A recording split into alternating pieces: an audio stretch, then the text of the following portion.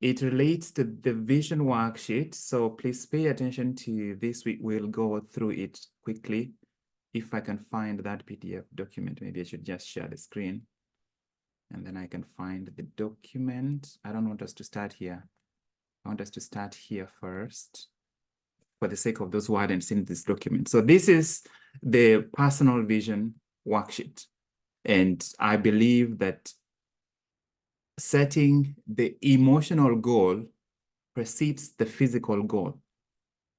The emotional goal is the end. It's the reason why we set any goals that we set. The emotional goal is the foundation. It's the fuel for the achievement of any other goal, because its emotion is literally energy in motion. When we don't have an emotion, we don't have the fuel to achieve what we want to achieve. So these are the keys to getting what you want. Remember, we've been going through this question a lot. What do you want? Your emotions are the keys for you getting what you want. So the components are spiritual, physical, emotional, educational, and career. And there is financial, family, physical, intimate relationships, sleep, rest, and relaxation, and community service. These are specifically designed in such a way that it forces you to figure out what you really value in each of these areas. Now, except for Jacqueline, I'm presuming that everybody else has seen this and you have grappled with this. Now, the second part I want you to pay attention to is this. Are you seeing now the fundamental emotional needs on your screen?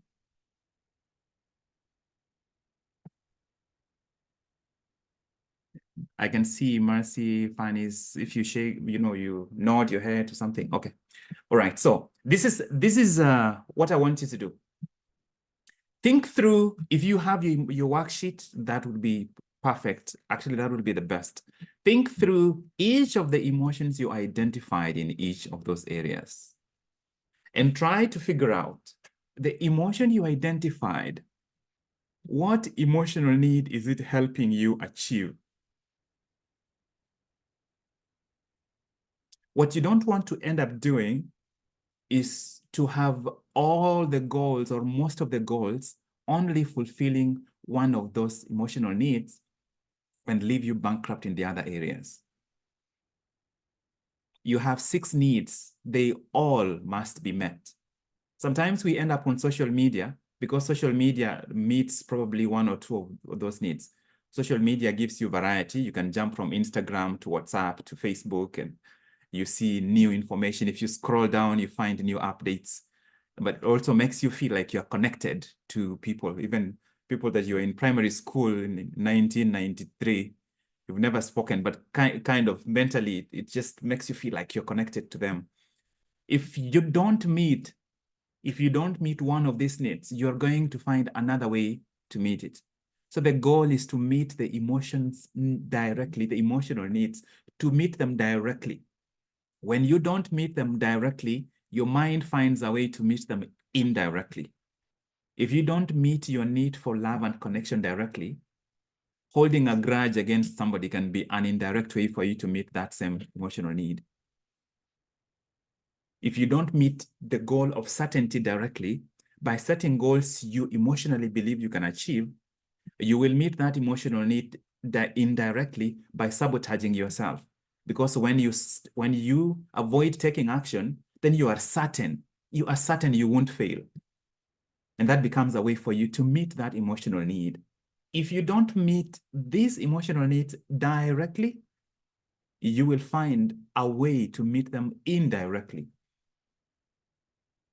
If you don't have specific areas, specific things you are doing to grow, to contribute, things that help you feel significant, things that give you variety, love, and connection, each of these areas, you will find unproductive ways, subconsciously unproductive ways to meet this. So what I want you to do is take your sheet, the responses that you had given.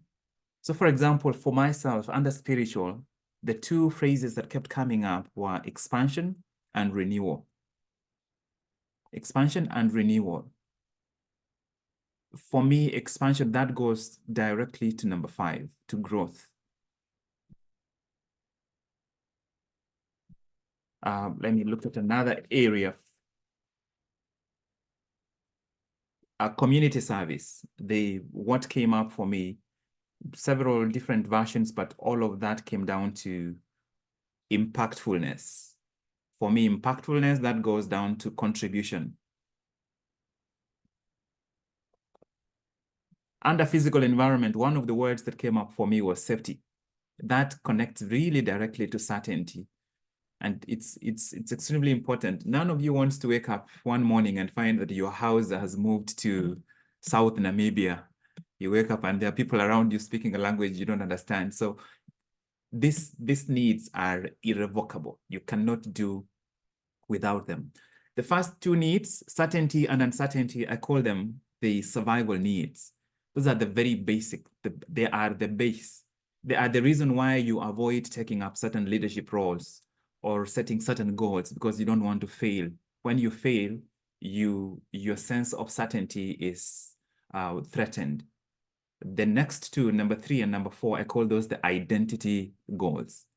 And the identity goals is that I am unique and different and capable on my own, but that I'm also connected and loved and cared for by and important to this kind of people. So you have the two of them together, and the two together then constitute your full identity. What is your identity as an individual?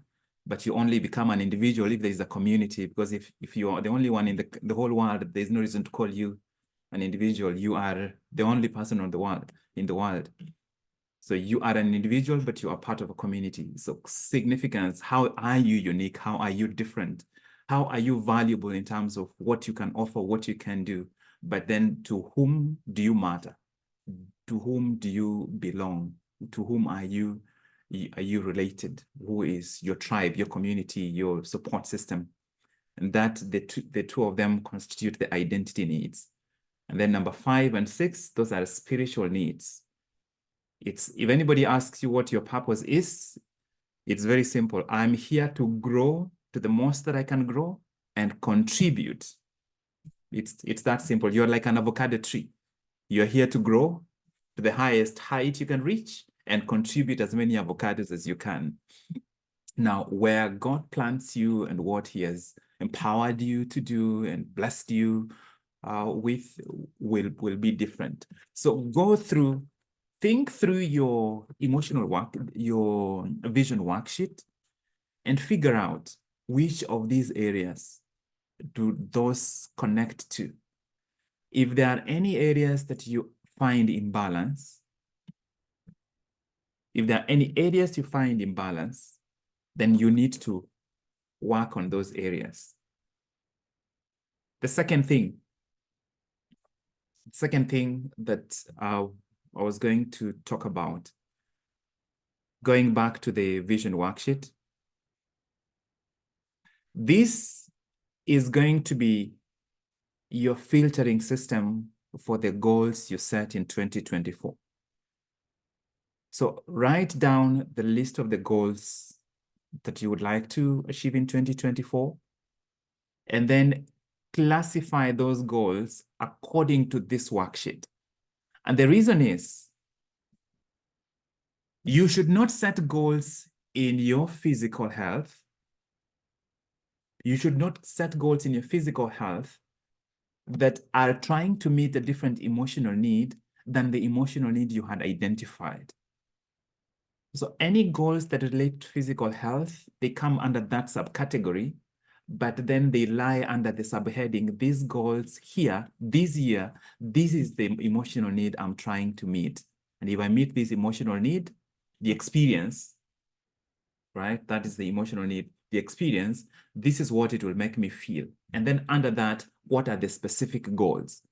So for example, if you are pursuing vitality or vigor, or you want to feel youthful under physical, then the emotional experience you're going for must be clear. What it will make you feel must be clear. And then the specific goals you want to pursue under that, they should be under that. If you don't find them aligned, then either it is not clear to you what emotional experience you're going after, or you are not, the goal that you're setting is not truly your own. You need to find alignment between the two.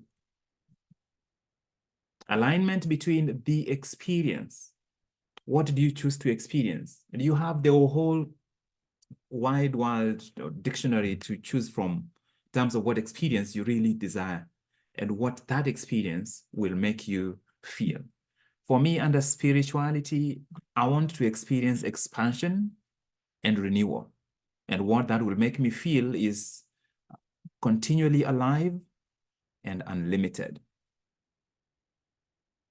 Therefore, when I have written down most of my goals for 2024, when it comes to reflection and meditation, it's very clear what I need to focus on.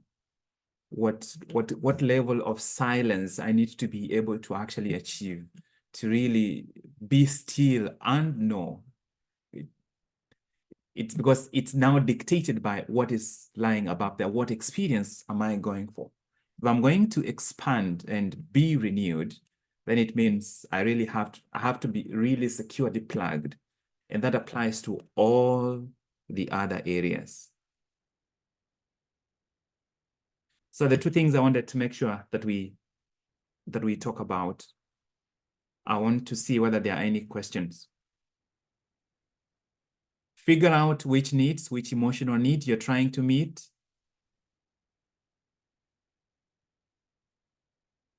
So that it's clear if it's certainty or love and connection or growth, so that you are not imbalanced and you make sure that you are actually hitting all these emotional needs.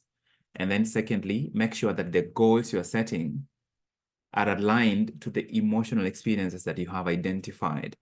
So that way we begin to bring the three limbs all together. What are your core needs? Because you have to feed the core needs with real food. What are your core needs? From the core needs, what emotional experiences can help you meet those core needs? Are they balanced? If they are balanced, then now we can look at what goals go under each of these.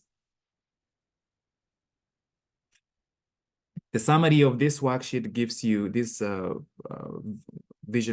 personal vision worksheet. It gives you your personal vision in terms of what is going to be really important, that is emotionally aligned, but it also dictates how your goals will look. So I'm going to stop sharing at this point and see whether there are any questions related to this.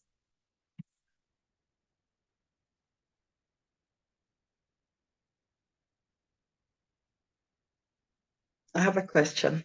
Yes, go ahead. If you could just say again, in terms of the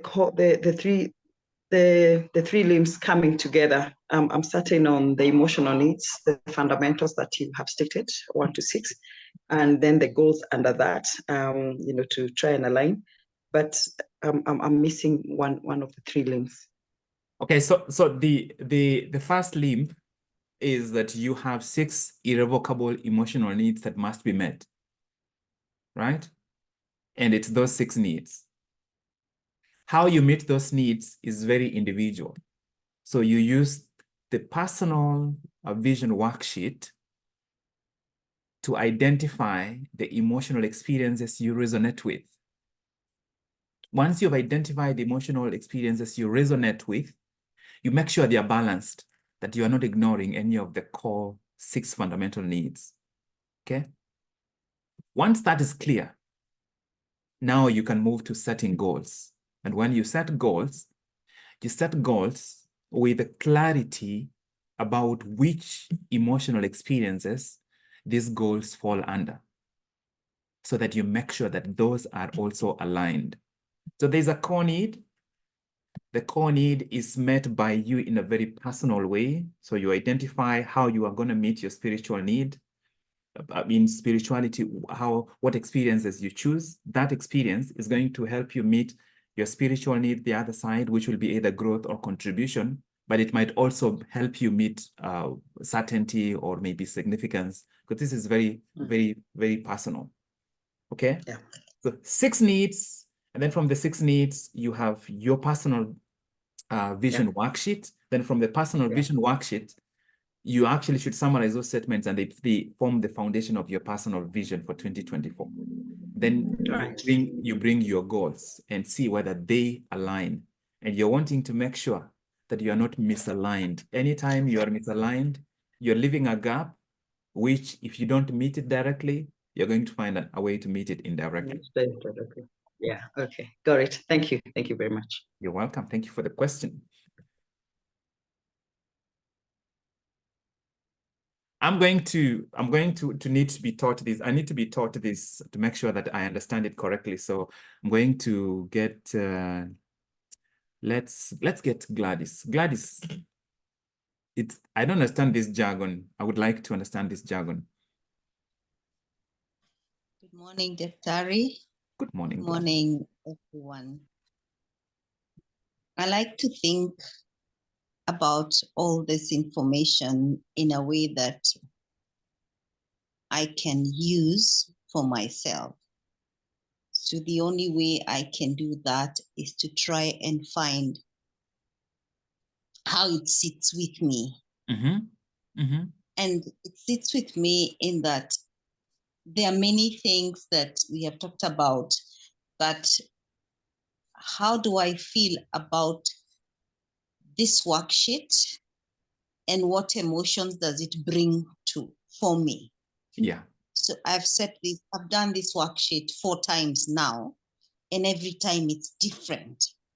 So I need to be certain that what I'm writing in the worksheet is actually what I'm feeling and the emotions I want to bring out. And once I feel that, the 6 categories will then help me to filter that I have not neglected any of the emotions. The vision worksheet then becomes the place that I now use to filter my goals. I have had many goals as I've been writing throughout, sometimes 40, sometimes things to achieve. But when I look them against my vision worksheet, how am I filtering my needs? I know that if I set a goal that is not tied to an emotional need, most likely I'll not maintain the momentum to achieve it. If I set a goal and I introduce myself in December 2023, and I appear to be somebody so totally different from what I did, the song I am singing to myself every day of gentleness and kindness, what goal is it helping me to achieve? The things that I'm putting on my entry at my me time, what does it help me do? And finally, the person I need to work on is the emotional me. All those resistance I've been feeling, I can use this irrevocable emotional controls, the 6 controls, to see, have I moved from survival to actual growth? So that's how I have understood it. Back to you, Doctor. I am grateful I came to this class at Gladys Muhunyo High School. I feel educated. No, that's you've broken it down in a way that helps me see how you have received it. And I think if you use it like that, it's going to be powerful. And this is the reason why, for those who showed up yesterday, so when I say yesterday, you need to remember that it is Thursday, it's Friday today.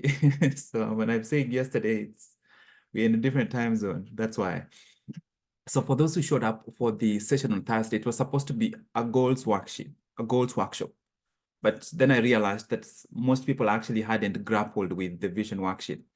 You're not ready to jump to writing your goals until you find emotional alignment, like total, complete emotional alignment. That is what Gladys has helped me emphasize, that it's as long as you haven't found emotional alignment, one part of you will be setting goals and another part of you will reject. You will set goals on the fluctuating level. There is a level in you that does not fluctuate. And that's where you're trying to go to. Because then you will be planting those goals on a foundation in you that almost never changes. If they are planted on the surface, you'll plant them on the surface with this is my year 2024 in January. By January 15th, part of you is like, who was writing these goals? We don't know that person, right? So you're trying to find total alignment. And thank you, Gladys, for that. I'm going to get 2 more teachers. You feel free to name your school, whatever you need to name it, and I will take the power to appoint. Let's hear. So we have 2 dudes. Where is James? Ladies and gentlemen, welcome to James Mogire Wambu High School of Momentum and Mastery. Teachers, your perspective, James. So welcome to this masterclass on the importance of emotion in this whole journey. James, you're feeling it. My goodness. Okay, go ahead. Go ahead. And my understanding is that the emotional aspect of this whole journey precedes anything we can do physically. And the way I choose to approach it is by starting with the end in mind. That's the 6 irrevocable emotional needs that we all need to meet, that if we are not intentional about meeting these needs directly, we look for other indirect ways to meet them. So that seems to me like the final end. So with that in mind, we are using the personal vision worksheet to identify the emotions that we need to experience, and what part of the 6 fundamental irrevocable needs that they are fulfilling. I don't know whether that makes sense to that point. If anyone is lost, kindly raise up your hand or something.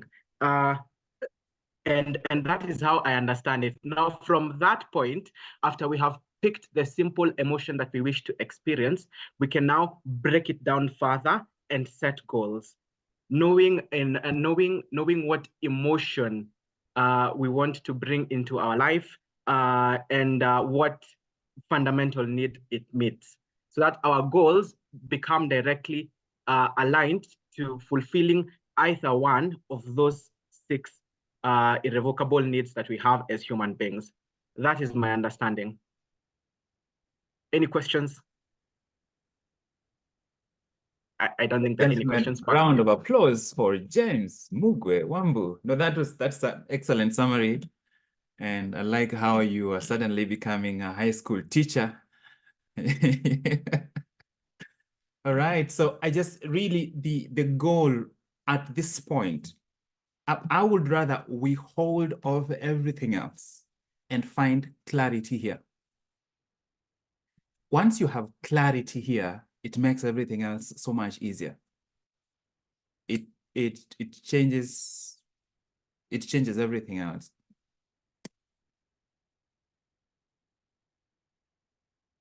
Any question?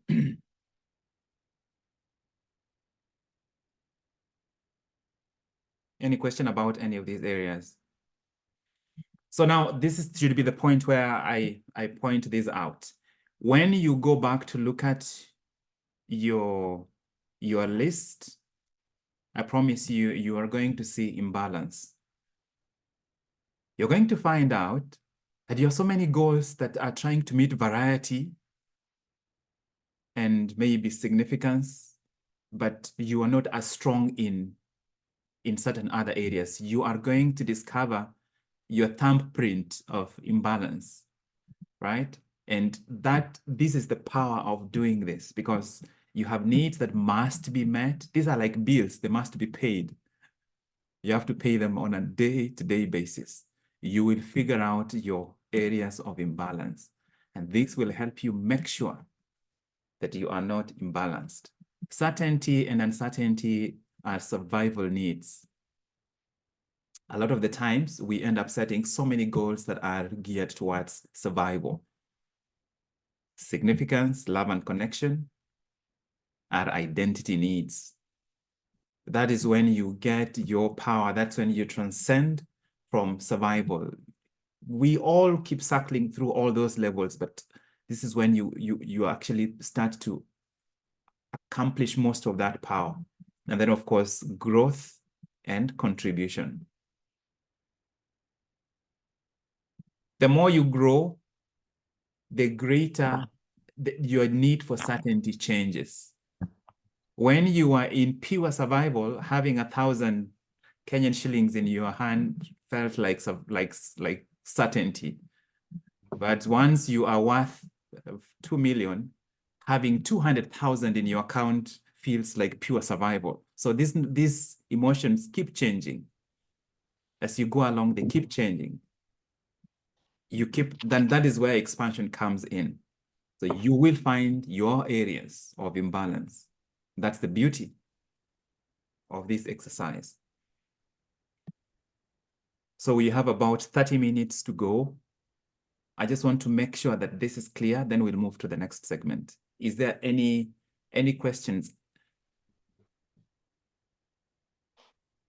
Okay, there are no questions. I'm going to get like 2 or 3 quick reflections. You're not teaching us, you're just giving us. Do you have a question, Rehab? Yes. Yes, go ahead. You've said that certain emotional needs are not met. Can you hear me? Yes, we can hear you. Directly, they'll be met indirectly. Mm-hmm. Can you stress on the indirectly? For example, if there's no growth, how will this need be met around now the growth? What is the negative side of it? It's if I am not meeting my need for growth indirectly, I can create a WhatsApp group with my family members and start managing it, and I would feel like I have grown. Suddenly now, the manager of the founding member of the family WhatsApp group.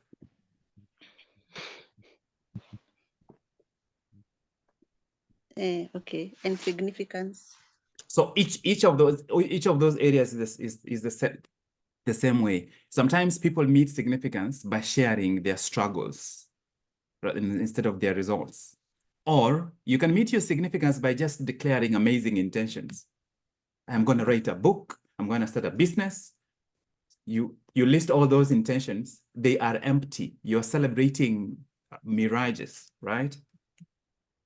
Instead of actually achieving your significance by setting one small goal, working out every day, and actually working out every day. Because significance does not require other people. It's about how do you become a whole individual. There is significance, there is love and connection. Love and connection involves other people, right?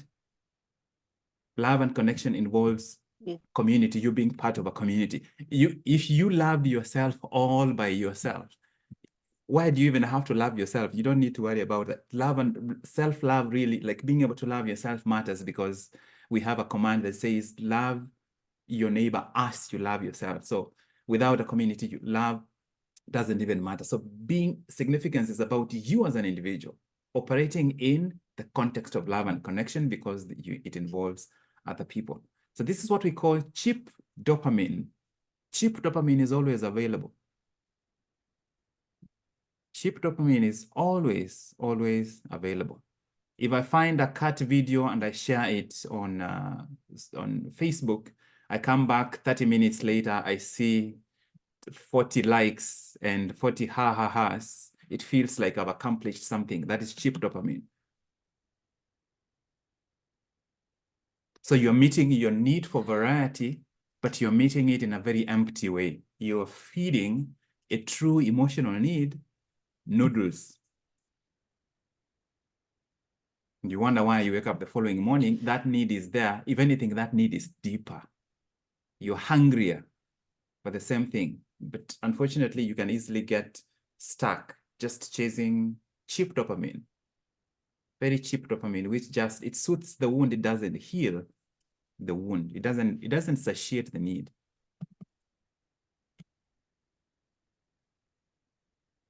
Does that help, Rehab? Yes, it does help, especially when you talk about mirages. You know, you're setting goals that are almost non-existent. But at the point of setting, you feel like you have achieved. But Yeah. it's just in the mind and not sure. Yeah. You set it, you feel like you have achieved, and then you celebrate it by talking to other people. Like, hey, this year, I'm going to start a business and I'm going to serve 500 people. You don't even have one client. In fact, you haven't taken the first action that involves the business itself. You know, the sweetest form of procrastination is called planning and preparation. That's the sweetest form of procrastination. There is no procrastination that is sweeter than researching, right? Finding out the details, Overthinking. due diligence, praying about it.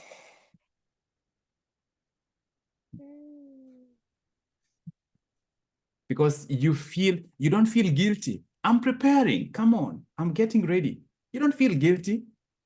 How can you feel guilty when you are actively preparing, but you are literally procrastinating?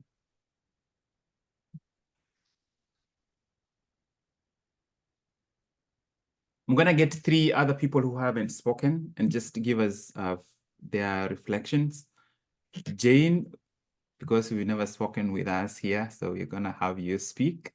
And Charlene and Crispin. I've just gone to the people who are at the corners because you're keeping us warm. People at the corner of the screen. So we'll start off with Jane.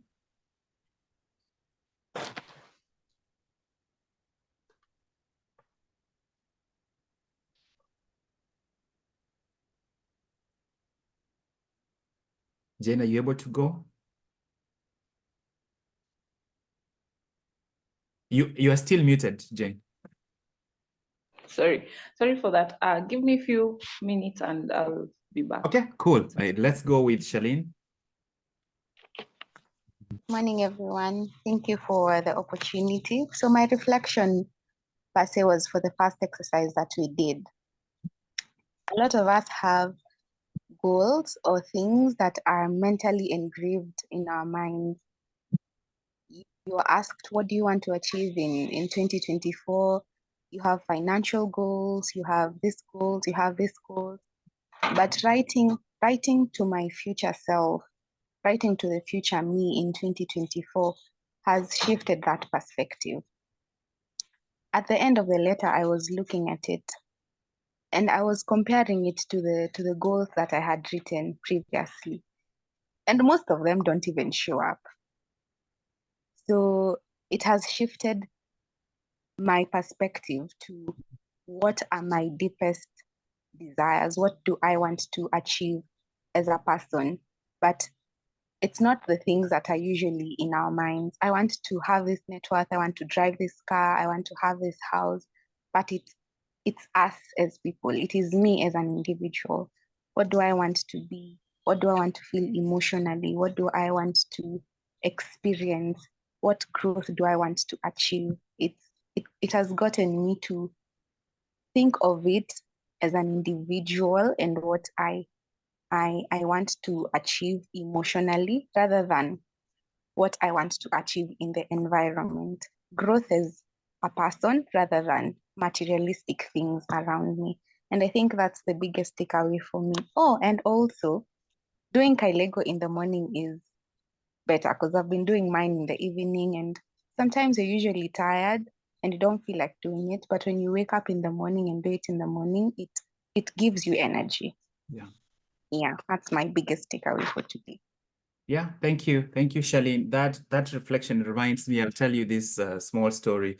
I spent from September 2015 all the way to December 2016. I was in Edinburgh, Scotland. I went there to, first of all, change my environment, to have time to do the certification exams I needed to move to the US, but also just, to break away and just live a totally different life. So when I went to the UK embassy and got a visa, and I got an air ticket for just 2 bags, I did not realize that my fears, worries, shame, guilt, and past memories didn't need a visa. They didn't need an air ticket. They flew free. I arrived in Scotland and started leaving, and then suddenly all these things started showing up. I'm in a different environment. I'm living in a really, really nice apartment. I was staying right behind the train. I could jump into the train and I'm in Scotland, central city, anytime. And I can see all these castles. I mean, a totally different environment. There was just one fellow Kenyan student, but everybody else was from other countries, Nigeria, Jamaica, St. Lucia, several people from Europe. Totally different environment. But all this baggage didn't need a visa. It didn't need accommodation. It showed up and it was like it's self-contained. Your environment can change so many ways. Your environment can change innumerable ways. The internal emotional experience can remain exactly the same. Exactly the same. It took me less than 2 months to get used to living there, to no longer be amazed by what I'm seeing, to no longer be so amazed that I would carry my laptop onto the train and go all the way from Edinburgh to Glasgow, 3 hours away, working on the train. It became, because your emotional experience is the most static thing you carry. It's the most static thing you carry. You can change your hairstyle today. You can put on heels and your height suddenly goes through the roof. You can change what you're wearing.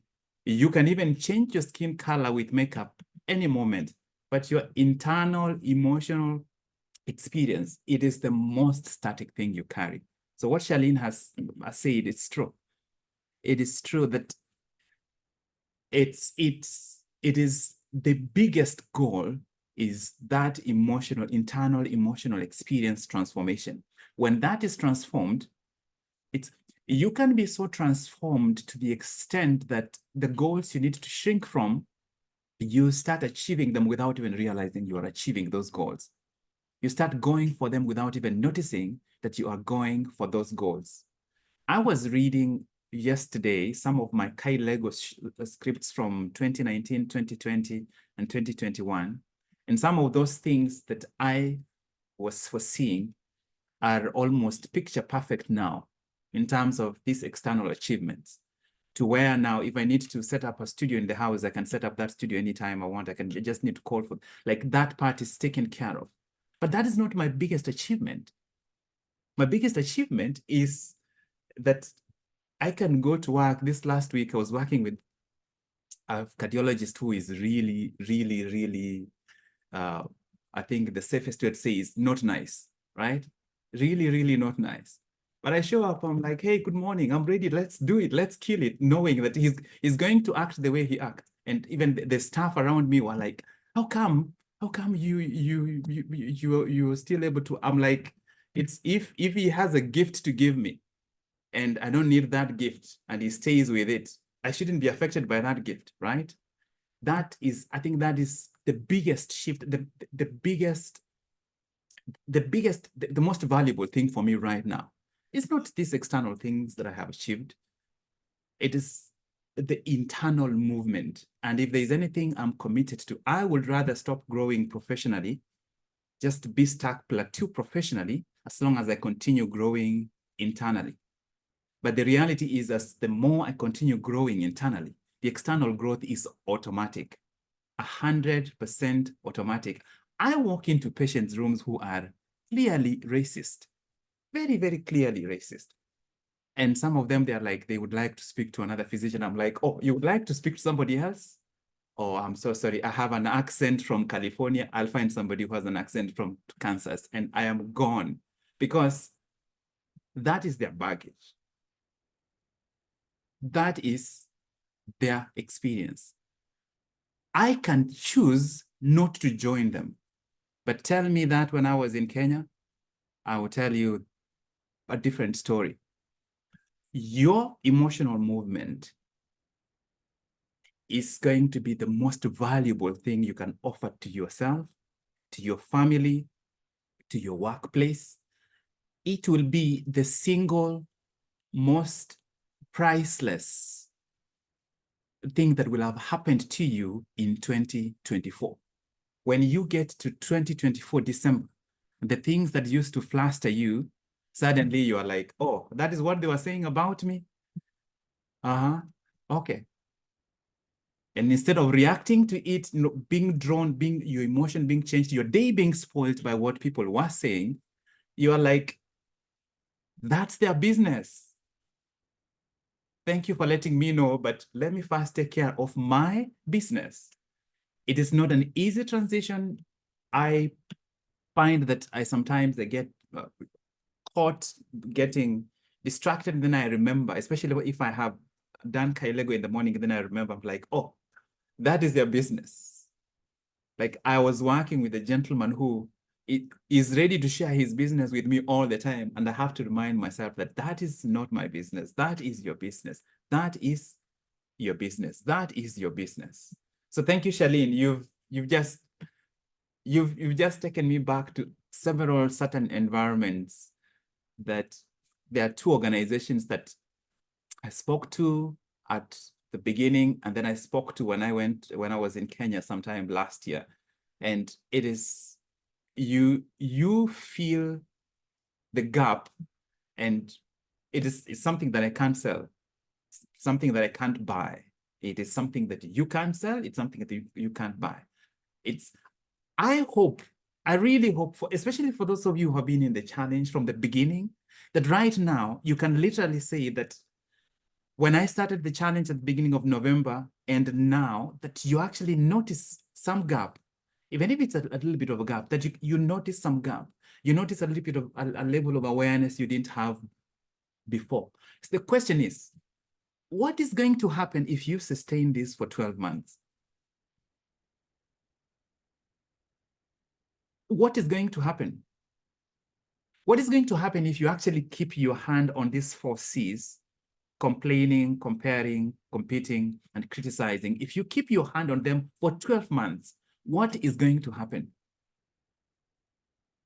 What is going to happen when you sit in that family meeting and every time somebody starts to speak, you are like, oh, somebody's business, somebody's business. You're not judging them. You're just being aware until when it's your chance to speak, you open your mouth, you start speaking, you're like, oh, that is somebody else's business. You're like,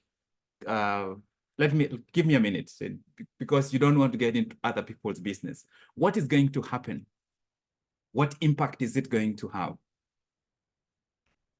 People around you will trust you so much easier.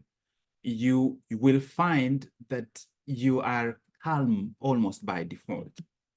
Calm almost by default. Like you're just calm. You're just peaceful by default. You'll find that you have energy at the end of the day. This is Friday evening. I woke up around 5:15 in the morning, thereabout, went to work for an hour, worked out for an hour, came, did my Kailego, went for a conference, and then went and worked 12 hours. But by the end of the day, I feel like I'm still, I keep going, right? I hope that we can stick with some of you beyond the challenge so that I can just watch. So they can just watch until December, until I start complaining that some of you are transforming too quickly, right? So thank you, Charlene, for that inspiration. Jane, are you ready to just share? You don't need to share anything long, just a few highlights from your experience of this journey. And then Crispin. Okay, good morning and hi everybody. My name is Jane, and today, Doc, when you told us to write my story and declare my vision and making it plain, I remembered a verse in the Bible, Habakkuk 2 verse 2, that says everybody that we should I should write my vision, make it plain, and even though it tallies, shall come to pass. So And the other day, I went through a book that was talking about power of subconscious mind. And I realized that everything that I need, I only have to think and believe it, just like you've been telling us. And we have the power to get that which we want, only if we want it truly. And I wrote my story, and I saw myself living the best life, a happy, peaceful life, very kind to others. My children and I are happy, respecting each other, loving each other, with abundance at heart and abundance of wealth, with a lot of peace, love, blessings from God and people around us, serving others, traveling the world to enjoy the beautiful sceneries from hell, enjoying the beautiful sceneries, learning from different communities in the world, and to appreciate God's creation and the beauty of the universe, enjoying other people's culture and diversities. So, and using the power of my mind to heal, create, enjoy all that I want in particular moments. And my other physical desires are owning a very big black 4-wheel car with a cat. Huko nyuma tukienda kutravel na bikes za maboys, you know, it felt so real. And a fully functional, well-equipped modern gym that is running with my presence or without, like a business that will be bringing in cash even if I decide to not to go to work for a day or two as I travel, and having other assets that are income generating, and also have enough money that is flowing in and out whenever I need it. I can't count it. I couldn't count it because just like when I have enough rice in the house, I don't know how many grains I have, but it's just enough. Whenever I need it, I get it, and it's enough. And I can share to others, those who don't have, those who are less fortunate, and I'm happy serving. Yeah. So I was able to realize that the power lies within me. And also, as we discussed with my partner the other day, she asked me what is stopping me. And I was like, oh, I am stopping myself, and fear is stopping me. And not fear from other people, but fear from within, fearing to achieve the maximum potential. And I was like, I'm fearing my potential. It's too much. I feel like it's too much. Can I even handle it? You know? So I came to realize that when we use the power of our subconscious mind, we are so powerful than we can even think of. That I listen to many doctors who are able to heal people using their, you know, by helping them realize the power they have within them to produce enough immunity and, you know, good health for themselves. So it's only that we use like 5% of our abilities. And through these classes, I have been able to slowly discover and put to power some of my abilities. And I am hopefully, I'm still hopeful that by the end of the year, I'll have reached at least 40%. Because I feel like if I reach 100%, I might be flying to work, you know, like using my wings. Like we have so much. Thank you. Thank you, Jane. Oh my goodness. This is your first time to contribute, and I just want to sit and continue listening. Yes, and I want to have money just like the grains of rice. Like, actually, you made me want to go count the grains of rice in the bags that I have in the house. Then I'm like, God, just $1 per grain. That's all I ask. Yeah, so thank you for that contribution. This is my personal belief. I believe that your body is part of your subconscious mind, and it's probably the biggest part of your subconscious mind, which is why when you truly feel something, when you truly feel it, it really moves you a lot towards alignment to achieving it. Now, you've said something that is very important. It's how many of you believe that you are scared? How many of you, I'll ask it like that, how many of you believe that part of you is scared of your potential, of your success?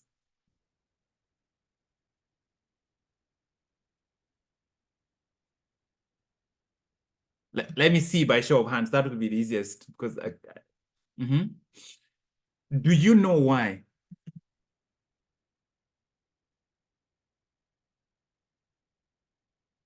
You know why? Do you know why you are scared of your potential? You've spent the first 10 years of your life living with a cortex that was immature, that did not process anything by itself. So you grew up with your reptilian brain, which is just concerned with eating and breathing and beating your heart. It's just focused on repetition, nothing else. And you also grew up with your limbic brain, your emotional brain, which is focused on safety and acceptance, where as soon as you got to 2 years, 2 years old, terrible twos, when you want to assert your individuality, your significance, without losing connection. A 2-year-old wants to take the phone and play with it, but they want you to watch them play with it. So they want their individuality, but they also want they want to be connected to you and to also be individual. Except at terrible 2, you probably, just in that process of growing, you had to negotiate to figure out how much emotional expression is safe.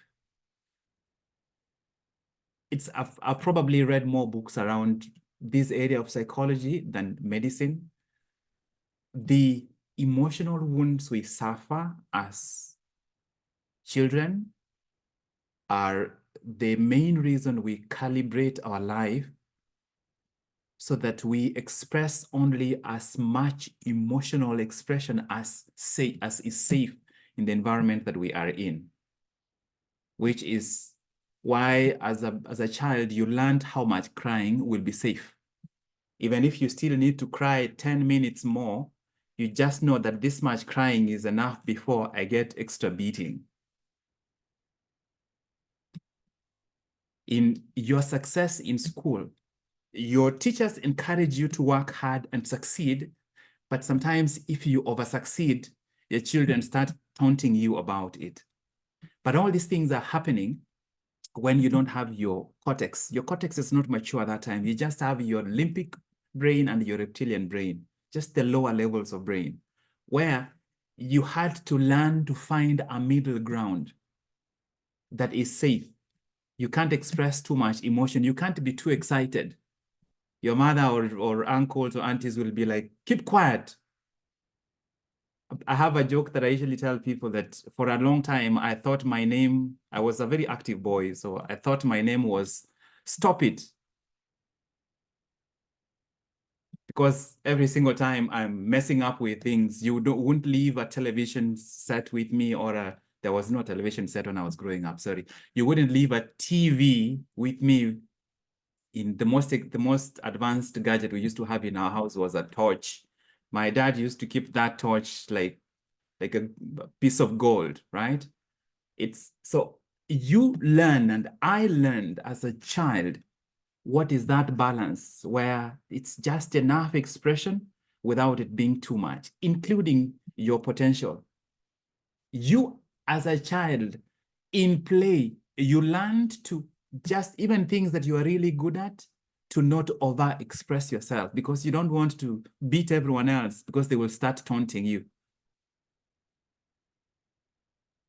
Unfortunately, we carry that fear because that fear becomes imprinted in our emotional brain before we have our conscious brain. Right now, we can say, I'm going to make a decision and I'm going to overcome this. You're trying to overcome something that is subconscious because it was imprinted before you were aware, before you you had developed this level of awareness.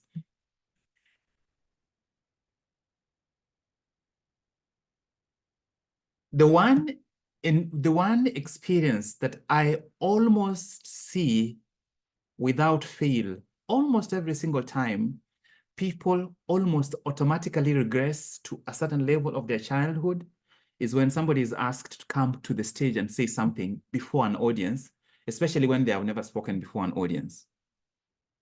What the person feels in that moment when they are called from the audience to go to the front and say something, not even to go to the audience, when they are asked to sit in a room of maybe 30 people, you know, like, hey,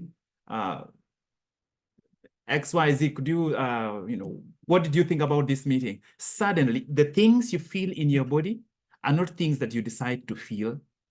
Your body literally goes back to a certain experiences you had when you were really, really, really, really young. And that is why during one of the previous sessions, I gave us an assignment to one of our participants to be conscious and be observant about how fear shows up in your body. How does anxiety show up in your body? How does uncertainty feel inside your body? Because our freedom is going to come with noticing how it feels, but not running away from it until we get comfortable with feeling it and we take action despite feeling it, because otherwise we remain stuck. And that's how you overcome, for example, the fear of public speaking. The first time I went to the lectern, my brain remained seated. I just went with my body by itself. I opened my mouth, nothing came out. That's because my body was feeling what it felt at some stage when I was really, really, really, really small. This is the power of emotions. Emotions can keep you stuck for a long, long, long time. I have said more than I'd intended to. Let's hear from Crispin, and then we will have a round of reflection and close up the meeting. Crispin. For me, good morning. For me, the letter, when I wrote it, it was actually a reminder of what I need to be doing and should never stop doing, as the goal is more important. And also, it gave me a reason to continue and not stop, because I've seen the progress that I'm capable of achieving. And also, as you said, since I joined the Momentum Challenge, there's some slight improvement, true. So it gave me a picture of what it can be by next year. So that has given me more fuel to push forward. And then on the personal vision worksheet, what I've understood about it is I'm supposed to use it in filtering my goals for 2024, which you made it very clear this time around. I realized that there are some mistakes and there are some goals which are conflicting. So I should find the imbalance when writing the goals, and also I need to rewrite my goals again.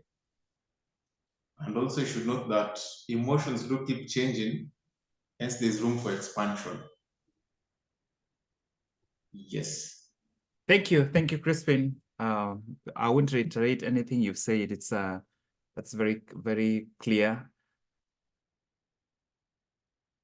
Yeah. So, so some of you, when you ask questions on WhatsApp, I can't reply to what comes on WhatsApp. When we are on the meeting, it's easier if you just text on the meeting itself.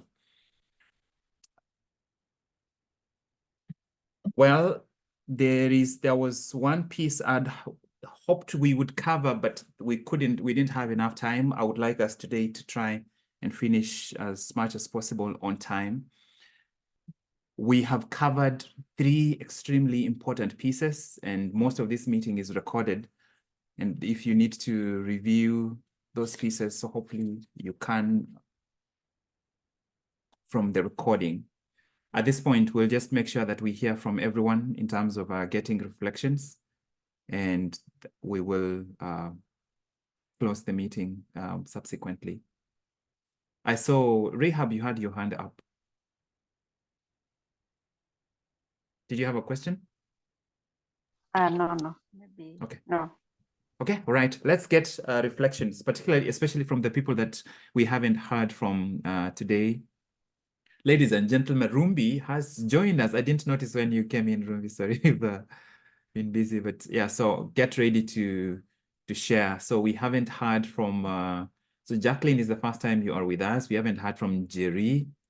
We haven't heard from Domintira. We haven't heard from Shiro today. Grace, where did Grace go? Yes, I see you.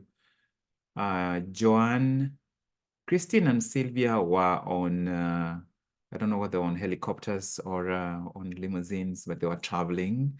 Millicent and Divina.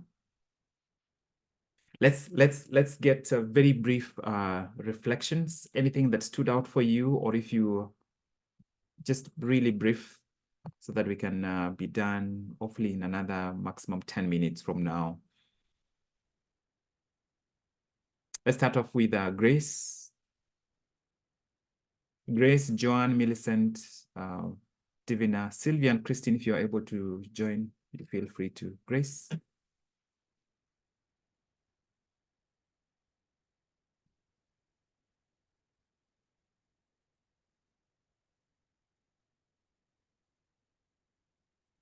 Grace hasn't, are you able to share? If not, let's hear from Millicent. I can't see you on video, but let's go.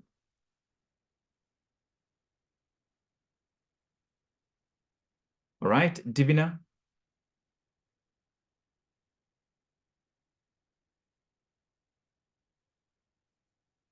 Joanne.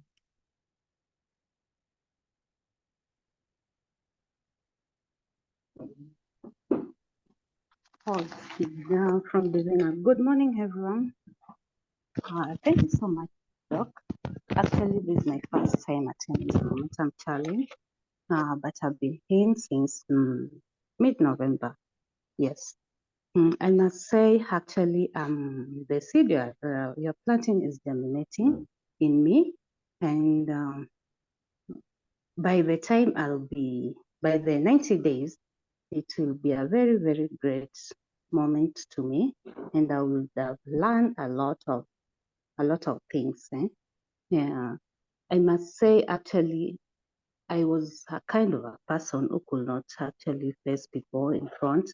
But the time immediately I joined the Momentum Challenge, I remember it was mid-November.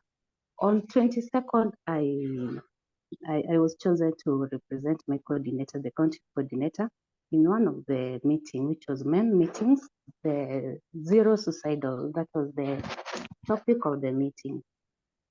But when I was told, Divina, you need to be among the panelists, the fear came in me, and I told myself, me, among all these people, to be among the panelists, because the people who are in that meeting, actually, most of them were directors. The age limit was even up to 60 years old, and you are around 50 people. But what came into my mind, I remember the way during that time used to tell us the way we could actually overcome the fears. And I remembered your name, CK. Hey, I'm in a Momentum Challenge. How can I not go in front, refuse to go in front? Actually, I stood and I presented myself well, which was a plus to me. I must say I'm very, very grateful. And my goals, by the end of it, I know most of them I would have achieved. Thank you so much for this. Yeah, thank you. Thank you, Divina, for your contribution. We will move. Joan, I don't know whether you are able to come on. If not, Grace, I couldn't get you. Joan? Yes, hi everyone. So which Joan are you? There's Joan Joan W, Joan Murugu, and then there is you, Joan. Which Joan are you? I'm Joan Omondi. Joan Omondi. Okay, all right. So yeah, subsequently, I would recommend if you could put the full name to help with avoiding confusion. Okay. Yeah. So for example, I ended up pairing Jane and Mercy in the same pair. because I didn't realize that I'm speaking with Jane Ngaine, I thought it's Jane Modoni, and I thought it's a different person. I ended up pairing sisters in that exercise because of that. All right, go ahead, John. Yes, on the reflections, I've realized a lot. One, I'm a yes person. I'm a go-getter, and I've been rewriting and writing on my reflections and the outcomes and what I'm looking at in terms of my 90-day challenge. So it has been deep. When I go through other people's comments on the page, I realize some of them are just similar as me. And I'm sorry, I was not paired. I think my last 1 week has been a bit hectic. I didn't realize there was pairing. So, but I'm back on. And I'm really doing reflections, even as we are closing the year. We are around 48 hours away. So it's been deep, and this has helped me. I think on my exercises, I've improved. I was a no exercise. I was just seated. I did do exercises. So I think there's a momentum I'm gaining on my exercise as well. My sleep has improved. I could sleep at 1 a.m. 4 hours was me. I was a 4-hour sleep person. So the 8 hours was a challenge. And right now I'm doing 7 hours. So it's an improvement. So I'm getting there. So this is helping me. And I'm still going on with the 90-day challenge. Yeah, thank you. Thank you very much, Joanne. So I would ask, please include your full name. It's and this is for everybody. Let's get past the name issue. Let it be easy for people to identify who you are, so that then it's easy when I pair you. Nobody has to search for anybody else. Christine, Marcy, you are some of the more common names. Have an identifier that differentiates you from someone else in the group. For Jane, I'm gonna identify. I'll figure out a way to make sure that I don't confuse the two Janes that we have. I just did that, so it's okay. I just changed the name. Fantastic. Also in the WhatsApp group. Okay. Yes, in the WhatsApp group, particularly. That's where. All right, so let's go to Rumbi. And Rumbi, I don't know what time you came in. Maybe we'll come back to you later. Let's go with Shiro.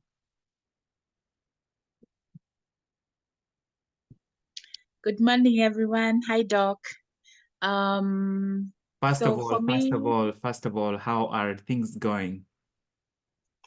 Things are not going badly. I'm on leave, so it's a little bit easier for me now.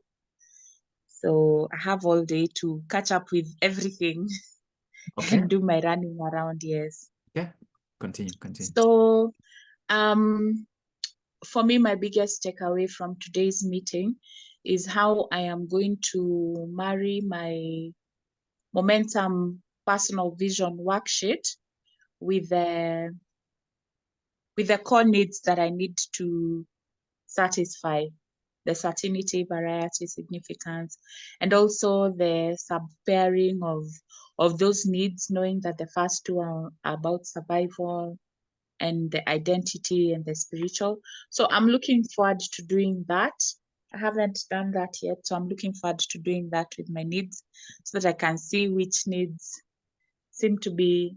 Does it mean like if your goals are constantly connecting to one need, could that be like a greater need, or these needs are at the same level? It could be a greater need, but even if it's a greater need, you still have to meet all the other needs. But also it could be that you are gravitating to the need that you have the easiest time fulfilling at the expense of the others. So whatever the situation is, you have to meet all these needs. Just make sure that a balance. Yeah, just you can't ignore any of those other areas. Yes, so I'm excited about doing that.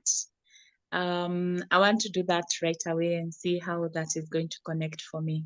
Okay. Then, yes, that's it for me. And I wish everyone a good day. Thank you, Shiro. Maybe this is a good time to mention that when you sacrifice other needs, and only meet a few needs, most of the time it is certainty and significance.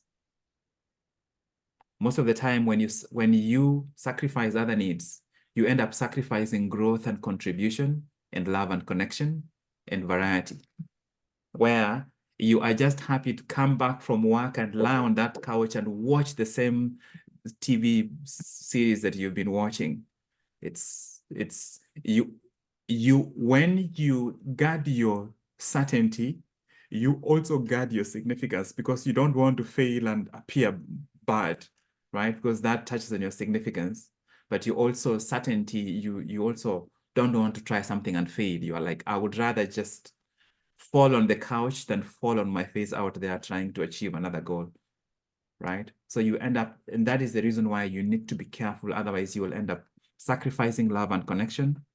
You cannot grow to the next level you can't grow from significance and love and connection level without meeting both of those needs. You can't grow to growth and contribution, because your growth and contribution, if you are contributing in the community really well, but you are deficient in love and connection, you are living a hypocritical life. Because you're out there contributing money, but the people that are around you are not even getting the best of you. In other words, some random people out there are getting the best of your money, the best of your energy, but the people that are closest to you don't get to experience that. So you meet certainty and uncertainty, which is variety. Then the next layer is identity needs. The third layer is spiritual needs. If you are unstable at a level below, whatever you do up there does not expand you. It's like just an external thing. It doesn't come from within. Grace, sorry, Doc. Go ahead. I have one last takeaway, a very important one for me. Yeah. This was when you were talking about people who feel that you want to succeed, but you don't want to succeed too much. Yes. Yeah. So for me, this has been like a constant. I've always felt like, rich people are snobbish. They're really generally not good humans. So and also there's I think a prayer in the Bible about David that he said, "Don't give me beyond so that I may not be proud." But now in retrospect, I think about it, I'm like, he was still king, so I don't know what beyond he was talking about. But that one is going to help me, because I feel like a lot of self-sabotage that I do has foundation in just that one thing of just trying to curb my success. Yeah. Thank you. That's it's because subconsciously we are afraid of disconnecting from the people we love. If we succeed beyond, what they are comfortable with. That's something you picked as a child, and I picked it as a child, right? If I'm always bringing A's at home, and my siblings are being cajoled and quarreled because of it, I'm becoming a problem. So I might as well just lower my level, lower my temperature, so that everybody else is comfortable, unfortunately. Yeah, so I'm open for God to give me beyond, and then we'll see what happens. So just let him bring it. We will figure out what happens. Jacqueline, let's hear from you. I know that today is your first time participating here. We are quite close to finished. Go ahead, Jacqueline.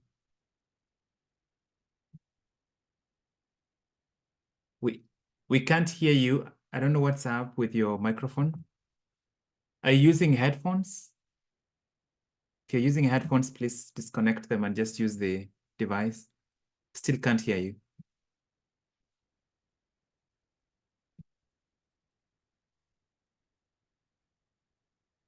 Please, we still can't hear you. Probably there has to be something with your device.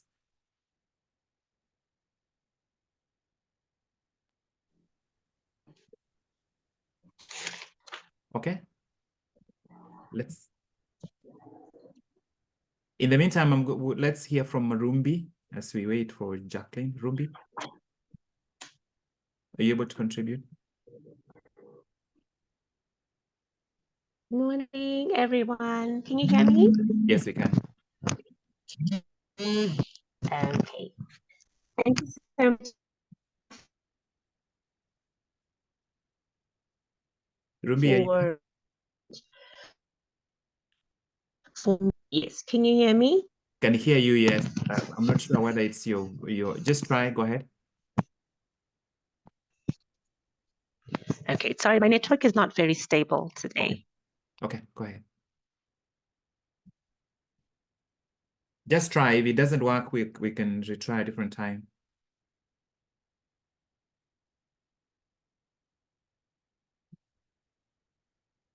Ruby, we'll hear from you next another time for some reason. Your network is not working well right now, Ruby. We'll have to try a different time. Right, so let's hear. Jacqueline, are you able to now speak? If not, we can hopefully hear from you next time.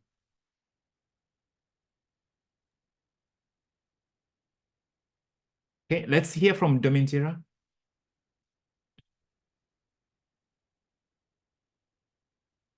Ladies and gentlemen, Nyambeki is about to speak. Yes. Thank you, Dr. Good evening. Good evening. Good morning, members. So my take from today's session is on the coming together of the three limbs. My vision worksheet, setting of the goals, and meeting the 6 fundamental emotions. As we are approaching the new year, I've been searching for the best outcome on how to set my vision. Now that you have shared on how to go about it, I think now I have a clear understanding on what I'm going to do. Also on setting the goals. In the past, I've been setting the goals basically on financial issues, neglecting the other fundamental needs. So from today's engagement, when we say that we balance, when I'll be writing down my goals, I'll ask myself, which emotional need is this goal meeting? Yeah, that's my take for today. Also,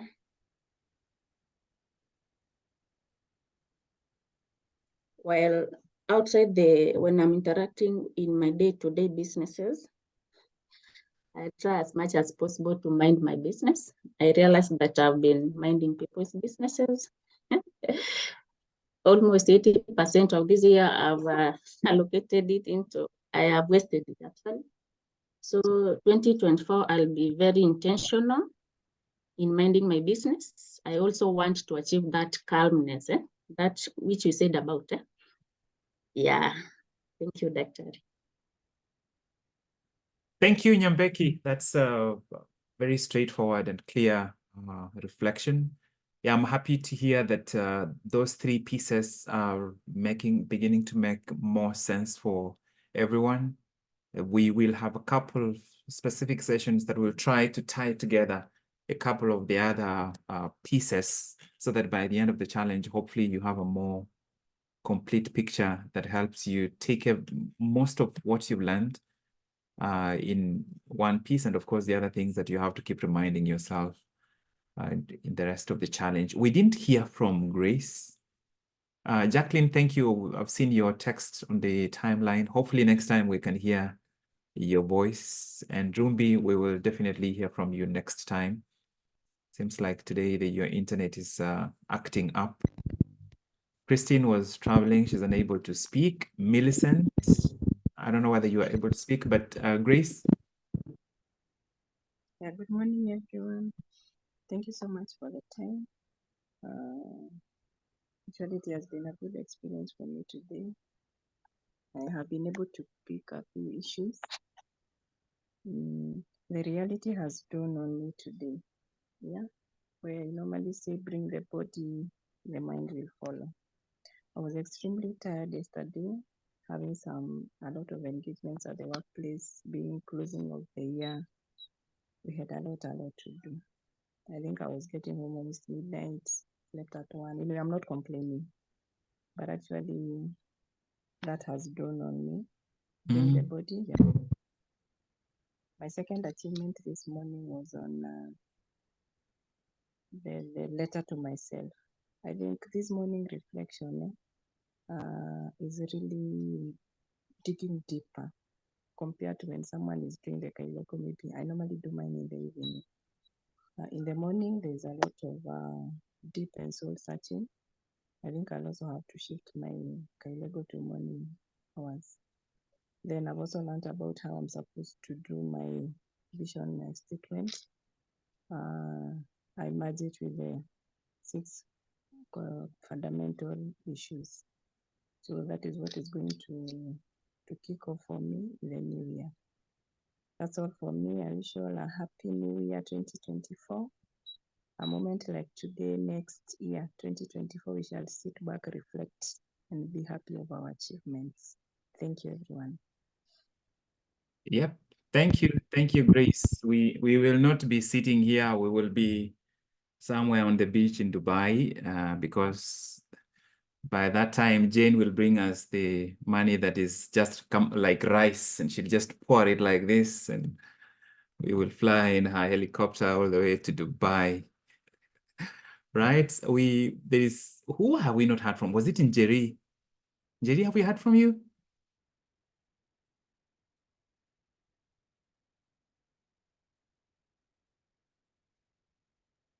Jerry, tell your personal assistant to unmute you. Okay, can you hear Yes. me now? Yes, we can hear you. Oh, great. There's something that you shared about the time that you would enter in a patient's ward and they don't want to see you because of the, the Because of melanin. discrimination. Yes, and I think that is something that has really helped me because I've always felt like I'm being judged by even strangers. Someone I've never met, and I feel rejection coming from them, and I wonder, is this person rejecting me? And yet we have not even interacted. I've not opened my mouth to speak. I have not said a word. But I think because of the issues that I have gone through in my life, I feel like I'm always everyone is sitting on the judgment seat, wanting to judge me and tell me something that I've done wrong. And I think that has really helped me to let the person mind their own business and tell them, okay, if that's how you see it, then that's fine. Let me walk out and let somebody else take care of your business. Thank you for that. Right. Thank you so much, Jerry. Yeah, someone is giving you a gift, and it's not a gift that you need in your life. You have the choice to not take it, and it remains with them. It's not easy, especially when you start from the beginning, but eventually it becomes your natural response. I especially liked, Grace, when you started saying, how work was, that you're like, I'm not complaining. And that is how we catch ourselves, right? That is the goal. It's not that we eliminate these things 100%. It's just that we notice when we are looking at it, it's like, these are facts, but of course also make them facts without emotional attachment to it.